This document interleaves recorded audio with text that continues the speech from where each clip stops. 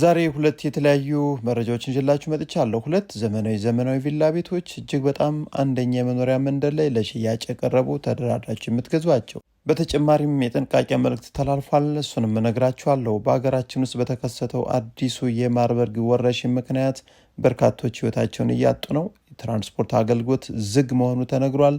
የጥንቃቄ መልእክቱንም አጠር አድርጌ ይዤላችሁ መጥቻለሁ። አብራችሁን ቆዩ።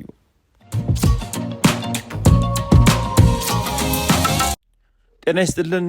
እያንዳንዱን መረጃዎች እንግዲህ እንነግራችኋለን ማለት ነው። ለዛሬ ግን በቀዳሚነት የጥንቃቄ መልእክት ተላልፏል። እንግዲህ በሀገራችን ውስጥ እጅግ አስከፊ የሆነ ወረርሽኝ ወይም አዲስ በሽታ መከሰቱ ይታወሳል። ታዲያ ወደ አካባቢው በጉብኝት በተለያዩ የስራ ምክንያቶች ጉዞ የምታደርጉ ሰዎች እንድትታቀቡ ነው የተነገረው። በማርበርግ በሽታ ምክንያት ከህዳር 20 ቀን 2018 ዓ.ም ጀምሮ ለአንድ ሳምንት ትራንስፖርት ዝግ መሆኑ ተገልጿል። ታዲያ የቫይረሱ ስርጭትም ከዕለት ዕለት አስከፊ የሆነ በመምጣቱ የበሽታውን ስርጭት ለመቆጣጠር በአሪዞን ዋና አስተዳዳሪ የሚመራው ግብረ ኃይልም ተቋቁሞ የቁጥጥር ስራ እየተሰራ መሆኑን የተገለጸው።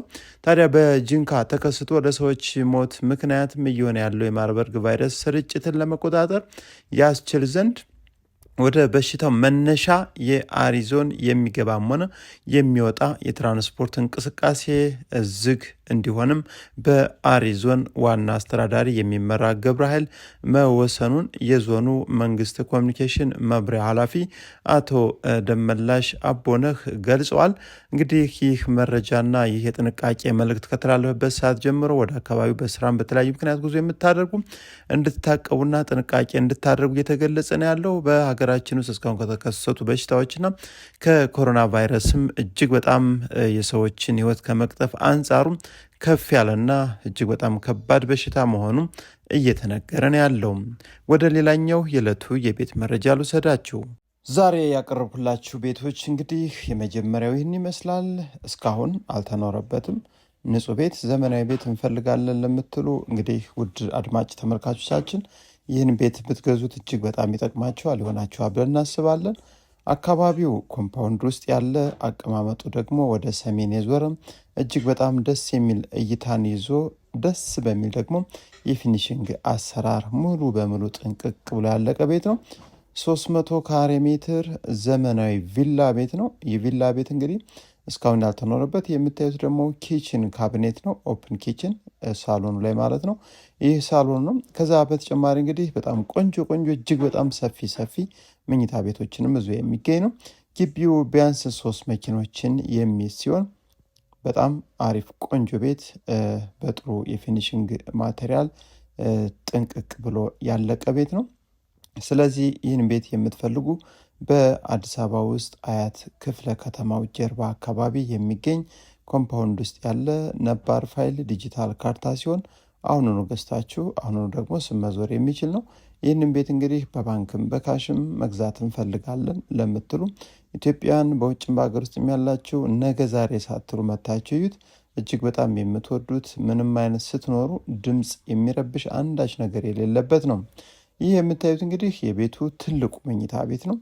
ስፋቱ እጅግ በጣም የሚገርም ነው። በጣም ጥሩ ተደርጎ የተሰራ ፊት ለፊት ቁምሳጥን በቀኝም በግራም በኩል ተሰርቷል። ከዚህ ቁምሳጥን ከፍታችሁ ደግሞ ወደኋላ ስትገቡ መታጠቢያ ክፍል ነው የምታገኙት። ጃኮዚ አሊያም ገንዳ ሻወር ከፈለጋችሁ እንግዲህ በእናንተ ምርጫ ይከናወናል ወይም ይሟላል ማለት ነው። ከዛ ውጭ እዚህ ላይ አንደኛው የልጆች መኝታ ቤት እዚህ ላይ ነው ያለው። ቁምሳጥን አለው። እንግዲህ ይህ ደግሞ የልጆች የጋራ የሆነ ሻወር ቤት ነው። አንደኛው መኝታ ቤት የልጆቼ ነው። ስለዚህ ሁለቱም የልጆች መኝታ ቤቶች ቁምሳጥን ያላቸው የጋራ ሻወር ቤት ያላቸው ሲሆን ዋናው ላይ 3 መኝታ ቤት አለ። አሁን የምታዩት ደግሞ ሰርቪሱ ላይ የተሰራ ይህ ትራዲሽናል ኪችን ወይም ማብሰያ ክፍል ሲሆን ካቢኔት በጥሩ ሁኔታ ተገጥሟል። እዚህ ላይ ደግሞ ለእንግዳ መኝታ ቤት በጣም ሰፊ ቆንጆ ነው። እዚህ ላይ ደግሞ ለስራ አጋዥ ወይም ለሰራተኛ መኝታ ክፍል እንዲሆን ታስቦ ሰርቷል። ለሁለቱ ሽንት ቤት ሻወር ደግሞ ይህ ሲሆን የላውንደሪ ማስቀመጫም እዚሁ አጠገብ በደንብ ተሰርቶ ነው የሚገኘው። ስለዚህ ይህም ቤት የምትፈልጉ 50 ሚሊዮን ብር ለሽያጭ የቀረበበት ዋጋ ነው። 50 ሚሊዮን ብር ለምን ተባለ ካላችሁ ቤቱ ቆንጆ የሚገኝበት አካባቢ፣ የካርታው ስፋት፣ ቤቱ የተሰራበት የፊኒሽንግ ሁኔታ፣ እያንዳንዱ ነገሮች እንግዲህ ይህን ዋጋ እንድንጠራ አድርገውናል ብለዋል ሻጮቻችን። መታችሁ እዩት፣ ዋጋ ስጡ፣ ተደራደሩ። ዛሬ በሁለተኛነት ያመጣንላችሁ ይህ የምታዩት ሁለት መኪኖችን የሚያስቆም ተመሳሳይ የቤት አይነቶች ያሉበት በጣም በፍጥነት እየለማ ያለ ምርጥ ሳይት በጥሩ ዋጋ ቀርቦላችኋል። ምናልባት ይህን ቤት በዚህ አሁን ባለበት ሰዓት ብትገዙት በጥሩ ዋጋ እንደምታገኙት እርግጠኞች ነን። ምክንያቱም ኮብልስቶንና አንዳንድ ነገሮች ያስተካክሉ አካባቢው ላይ ያሉ። ከዛ ውጭ ቤቱ ግን እንደምታዩት ግቢው በጥሩ ሁኔታ ተሰርቷል። እንዲሁም ዋና ቤቱም እያንዳንዱ ነገር ጥንቅቅ ብሎ አልቆ ነው የሚገኘው። እንግዲህ ይህን የመሰለ ሳሎን፣ ደስ የሚል የፊኒሽንግና የጂፕሰን ቦርድ ስራ፣ ጥሩ የመብራት ሲስተሞችንና ሴራሚኩም በጣም ቆንጆ ተደርጎ የተሰራ አሁን ምናልባት ሰፋ ያለ ካሬ ፈልጋችሁ አያት አካባቢ ቤት መግዛት የምትፈልጉ ሰዎች ካላችሁ ይህ ዝቅተኛው ቤትና ዝቅተኛው ዋጋ ነው። ምክንያቱም በጥሩ ሁኔታ የተሰራ ቤት በዝቅተኛ ዋጋ ማግኘት አሁን ከፈለጋችሁ አያት አካባቢ ነው። እጅግ በጣም በርካታ ቤቶች ተሽጠዋል። ይህ ያያችሁት አሁን ትልቁ መኝታ ቤት ከቁም ሳጥን ጋር የራሱ የሆነ የውስጥ ሻወር፣ ሽንት ቤት ነው። ዋና ቤቱ ላይ እንግዲህ 3 መኝታ ቤቶች ናቸው ያሉት። አንደኛው መኝታ ቤት ነው። የመኝታ ቤትም የልጆች ነው፣ ሰፊ ነው፣ ቆንጆ ነው። ሶስተኛው ወይም የልጆች ሁለተኛው መኝታ ቤት ደግሞ ይህ ነው። ይህም እንግዲህ እያንዳንዱ የተፈጥሮ ብርሃን እንዲሁም ሰፋ ብለው የተዘጋጁ ናቸው። የልጆች የጋራ የሆነ ሻወር፣ ሽንት ቤት ያለው እንግዲህ እዚሁ ከልጆቹ መኝታ ቤት ፊት ለፊት ነው። በአጠቃላይ እንግዲህ ዋና ቤቱ ላይ 3 መኝታ ቤት፣ 2 ሻወር፣ ሽንት ቤት፣ ኦፕን ኪችን ያለው ሰፊ ሳሎን እና 2 ሰርቪሶች አሉ። ለእንግዳ መኝታ ቤት፣ ለስራ አጋዥ ወይም ለሰራተኛ መኝታ ቤት እንዲሁም ለነሱ የሆነ የጋራ ሻወር፣ ሽንት ቤት ውጭ ጥግ ላይ ተዘጋጅቷል ማለት ነው። ታዲያ ሰፊ ኪችንም ካቢኔት ተገጥሞለት ተሟልቷል። ውድ አድማጭ ተመልካቾቻችን ይህን ቤት እንግዲህ አሁን በ24 ሚሊዮን ብር ለገበያ ቀርቦ የሚገኝ አያት አካባቢ ያለ ነው። ስለዚህ ቤቶች እጅግ በጣም በፍጥነት በአጭር ጊዜ ውስጥ በርካታ ቤቶች ተሽጠዋል። ይህንን ቤት እንግዲህ ቪላ ቤት የምትፈልጉ ብትገዙት ያዋጣችኋል። ምክንያቱም ከዚህ በኋላ ቪላ ቤቶችን መገንባት አይቻልም። የቪላ ቤት ፈቃድም መሰጠት በአዲስ አበባ ደረጃ መቆሙ ይታወቃል። ቪላ ቤቶችን እንግዲህ መስራትም አይቻልም። ምናልባት ይህን ቤት ብትገዙት ደግሞ ይጠቅማችኋል። 24 ሚሊዮን 225 ካሬ ሜትር በአያት አካባቢ ከአስፓልትም እጅግ በጣም በቅርብ ርቀት የሚገኝ ነው።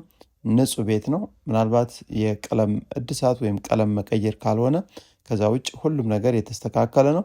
ምናልባት ቪላ ቤቶችን ማየት ለምትፈልጉ ደግሞ ይህንን ቤት ለማየት ስትመጡም ምናልባት ቀድማችሁ ደውላችሁ ሌሎችንም አማራጮችን ለውሳኔ ይረዳችሁ ዘንድ አየት እንድታደርጉና በዚህ ቤት ዋጋ ደግሞ ፎቆችንም መግዛት ለምትፈልጉ ፊኒሽንግ የቀራቸውና ካሬያቸው አነስ ያሉ ካሬዎች ደግሞ ማየት ትችላላችሁ ማለት ነው።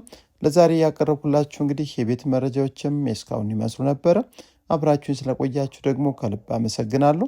አብዝተን እንጸልይ፣ ተስፋ ናንጣ። ሀገራችን ኢትዮጵያን ሰላም ያርግልን። መልካም ጊዜ